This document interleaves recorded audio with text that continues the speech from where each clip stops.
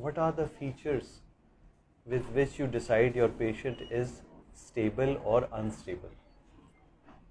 Sir, these are the vitals, hemodynamics, pressures, and आप open बात करें, ये चीजें होंगी तो स्टेबल, yes, ये चीजें तो unstable. yes sir. First thing is the pressures. We will look for the pressures.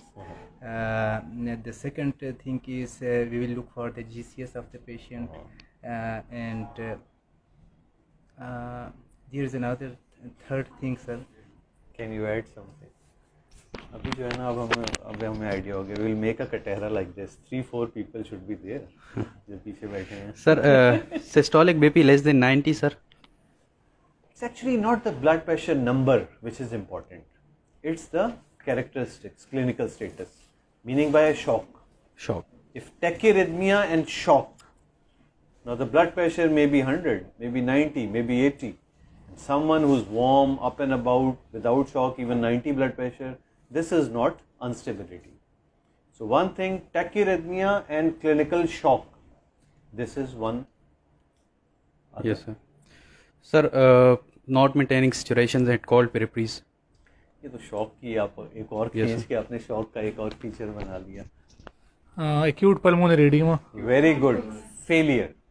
And but in failure, it's important that you are considering this pulmonary edema because of this arrhythmia.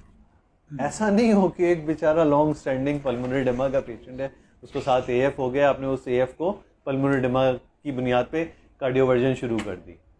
ऐसा patient जो अभी 1 घंटे पहले बिल्कुल ठीक था, and he developed atrial fibrillation, and with that atrial fibrillation this patient started having SOB, and you see the craft, there are crafts, so you think that this pulmonary edema is precipitated because of this arrhythmia. That's the second thing. So one is shock due to that arrhythmia, pulmonary edema due to that arrhythmia. What's third? CNS symptoms, irritability. No, CNS is extension of shock, because shock definition is that cold periphery, maternal obtundation and oliguria. So that is a consequence of shock.